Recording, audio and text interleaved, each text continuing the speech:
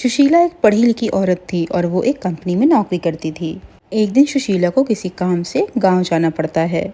गांव में सुशीला को अपनी कंपनी के एक सामान का प्रमोशन करने जाना था। वो वहां अपनी कंपनी की ही एक बहुत अच्छी दोस्त निहारिका के साथ जाती है और अपना काम खत्म कर देती है। इसके बाद भी सुशीला के पास थोड़ा टाइम बचा था। तभी वो निहारिका से कहती है, निहारिका चलो गाँव घूमने चलते हैं, मैंने सुना है यहाँ के खेत बड़े सुंदर हैं। तभी निहारिका कहती है, ठीक है सुशीला चलो चलते हैं। जब वो दोनों घूमने निकलती हैं तभी उन्हें गांव के सरपंच का बेटा हरीश मिल जाता है और कहता है, अरे आप दोनों वही है ना जो शहर से यहाँ आई थी अपनी कंपनी के प्रोडक्ट का प्रमोशन करने, तो हो गया सारा काम, क्या आप दोनों लोग वापस जा रहे हैं? तभी सुशीला कहती है, नहीं बस अभी तो हम दोनों गाँव घूमने जा रहे थे, हमें तो कल वापस जाना है। तभी हरीश कहता है, अरे बस इतनी सी बात, तो चलिए मैं आप लोगों को गांव घुमा देता हूँ ना। तभी निहारिका कहने लगती है, अरे वाह ये तो बहुत बढ़िया बात है, चलिए फिर। हरीश दिखने में काफी हैंडसम था और वो काफी मेहनती भी था। वो सुशीला और निहारिका को पूरा गांव घुमा देता है। गांव घूमते घूमते निहारिका थक जाती है और वापस अपने घर चली जाती है। पर हरीश और सुशीला खेत में बैठे थे। सुशीला को हरीश से प्यार हो जाता है और हरीश भी सुशीला से शादी करने के लिए पूछ लेता है। तभी सुशीला कहती है, हरीश पर भला ये कैसे मुमकिन है? हम तो आज ही मिले हैं और तुम यहाँ गांव में रहते हो और मैं शहर में, तो हम कैसे शादी कर सकते हैं? तभी हरीश कहता है, सुशीला मैं तो तुम्हें देखते ही समझ गया था कि तुम मेरी पत्नी बनोगी। क्या तुम मेरे लिए शहर नहीं छोड़ सकती? बहुत मुश्किल भरे दिन काट लिए तुमने अकेले शहर में, अब मैं तो तुम्हें यहाँ गाँव की रानी बनाकर रखूंगा। हरीश की मीठी मीठी बातों में सुशीला फंस जाती है और वो उससे शादी कर लेती है। शादी के बाद सुशीला गांव में ही रहने लगती है। उधर निहारिका वापस शहर चली जाती है और सुशीला नौकरी छोड़ देती है। पर सुशीला की जगह वो नौकरी हरीश करने लगता है। इसी काम की वजह से हरीश शहर में रहने लगता है और वो सुशीला से मिलने कम ही गांव आता था। और जब भी वो गांव आता है तो वो अपने फोन में खोया खोया ही रहता है। तभी एक दिन सुशीला कहती है, ये क्या हरीश, तुम इतने दिनों बाद आए हो और अपने फोन को देखकर मुस्कुराए जा रहे हो, क्या बात है? तभी हरीश कहता है, तुम्हें क्या बात करती हो सुशीला, मैं तो ये सोचकर मुस्कुरा रहा हूँ कि मेरी प्यारी पत्नी मेरे पास है। अच्छा तो पहले ये बताओ कि खाने में क्या बना है? सुशीला हरीश को खाना परोस कर दे देती है और दोनों बातें करने लगते हैं। पर अभी भी हरीश फोन में ही लगा हुआ था और सुशीला को ये सब बड़ा अजीब लग रहा था। अचानक से ही हरीश बड़ा परेशान होकर सुशीला से कहता है, सुशीला इस बार मैं एक हफ्ता भी नहीं रुक पाऊंगा, इस बार कंपनी में बहुत काम है, मुझे कल ही वापस जाना पड़ेगा। तभी सुशीला कहती है, क्या ये तुम कैसी बातें कर रहे हो हरीश, मैं क्या सोच रही थी, क्यों ना मैं तुम्हारे साथ ही शहर चलूं? यहाँ गाँव में रखा ही क्या है,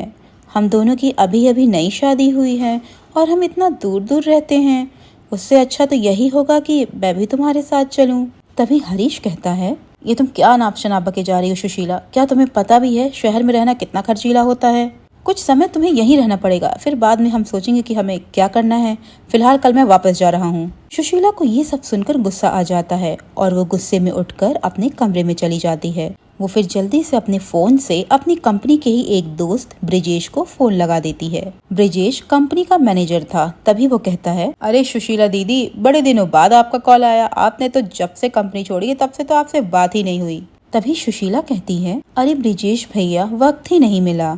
वैसे ये बताइए कि जो कंपनी में एक हफ्ते की छुट्टी थी, क्या उसे कैंसिल कर दिया गया है या इस वक्त काम ज्यादा है? क्योंकि हरीश आज ही गांव आए हैं और कल वापस जा रहे हैं, ये बोलकर कि कंपनी में काम ज्यादा है और उनकी छुट्टियां रद्द कर दी गई हैं। तभी ब्रिजेश कहता है, अरे नहीं सुशीला, ऐसी तो कोई बात नहीं है, हम लोग पागल थोड़ी ना हैं जो किसी को ऐसे ही बीच छुट्टी से बुलाएंगे। ये सुनकर सुशीला को तो मानो जैसे धक्का सा लगता है और वो फोन काट देती है। तभी हरीश कमरे में आ जाता है और कहता है, अरे सुशीला तुम तो नाराज हो गई, चिंता मत करो, जैसे ही मेरा प्रमोशन होगा ना, मैं तुम्हें अपने साथ शहर ले चलूंगा, तब तक के लिए तुम्हें यहीं रहना पड़ेगा। अच्छा मैं सोने जा रहा हूँ, मुझे बहुत थकान हो रही है, तुम जब तक जाकर खाने के बर्तन धो दो, फिर अंदर आ जाना। सुशीला चुपचाप उठ के बाहर आ जाती है। तभी उसकी नजर हरीश के फोन पर पड़ती है जो कि खाने के डाइनिंग टेबल पर पड़ा हुआ था और उस पर बार बार किसी का फोन आ रहा था।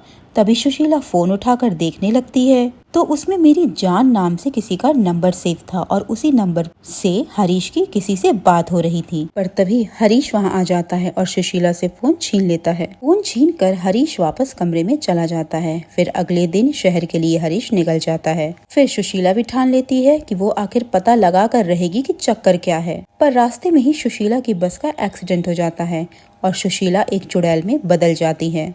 तभी वो कहती है, अरे ये क्या भगवान, ये सब मेरे साथ क्या हो गया? अब मैं क्या करूं? कहाँ जाऊं? नहीं, गलती उस हरीश की है। मुझे तो पता लगाना ही पड़ेगा कि आखिर माजरा है क्या, वरना मेरी आत्मा को कभी शांति नहीं मिलेगी।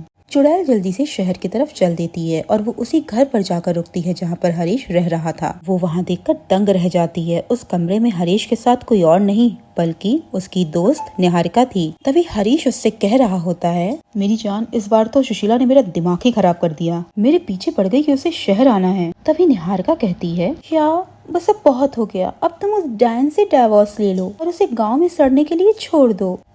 मैं नहीं चाहती कि तुम उस वापस से सड़े गांव में जाओ। तभी हरीश कहता है, हाँ बस मैं भी अब जल्दी ही यही करूंगा। उससे शादी करके उसकी नौकरी तो मुझे मिल ही गई, पर तुम्हें पहली बार मैं गांव में देखकर समझ गया था कि बस तुम मेरे लिए ही बनी हो निहारिका। उस पागल औरत से शादी तो मैंने सिर्फ नौकरी पाने के लिए की, ताकि मैं और तुम साथ रह सकें। ये सब सुनकर चुड़ैल के पैरों तले जमीन खिसक जाती है। उसका गुस्सा आसमान छूने लगता है। वो जल्दी से अंदर हरीश और निहारिका के सामने चली जाती है और अपने दोनों हाथों से उन दोनों का गला दबाने लगती है और कहती है, धोखेबाजों, तुम दोनों ने मिलकर मुझे धोखा दिया। तुम दोनों की वजह से मेरी जान चली गई, मेरी पूरी जिंदगी बर्बाद हो गई। अरे तुम पर तो मैंने सबसे ज्यादा भरोसा किया था, तुम दोनों ने तो उसे ही तोड़ दिया। अब मैं तुम दोनों को ऐसा मजा चखाऊंगी कि तुम दोनों इसे अच्छे से याद रखोगे। इतना कहकर चुड़ैल हरीश और निहारिका को अपने जादू से बहुत छोटा कर देती है और फिर उन दोनों को एक छोटी सी बोतल में डाल देती है और तभी कहती है, तुम दोनों ने बड़ा साथ साथ रहने का सोचा था ना,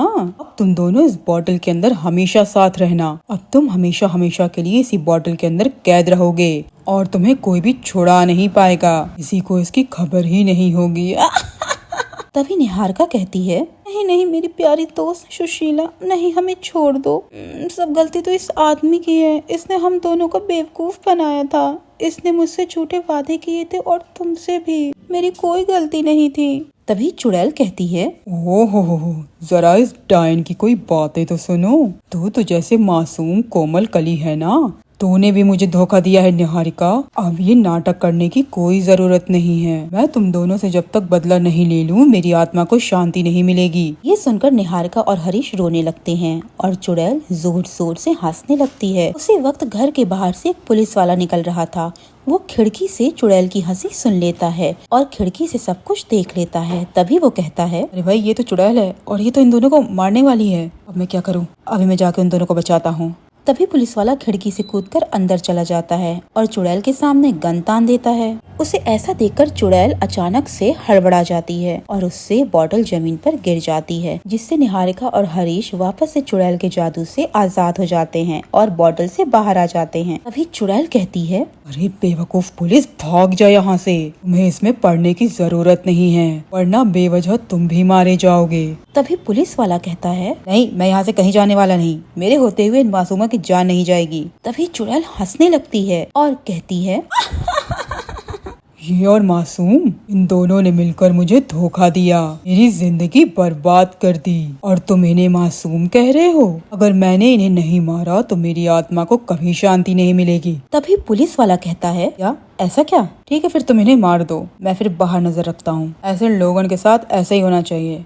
तभी निहारिका कहने लगती है, या ये आप क्या कह रहे हैं? अरे आप तो पुलिस वाले हैं, हमें बचाइए। चुड़ैल ये सुनकर खुश हो जाती है और निहारिका और हरीश को मार देती है और पुलिस से कहती है, धन्यवाद पुलिस वाले भैया, बस आप इन लाशों को ठिकाने लगा देना। अब मुझे जाना होगा, अब मेरी आत्मा को शांति मिल चुकी है। इसके बाद चुड़ैल की आत्मा को शांति मिल जाती है और पुलिस वाला निहारिका और हरीश की लाश को ठिकाने लगाकर वहाँ से चला जाता है।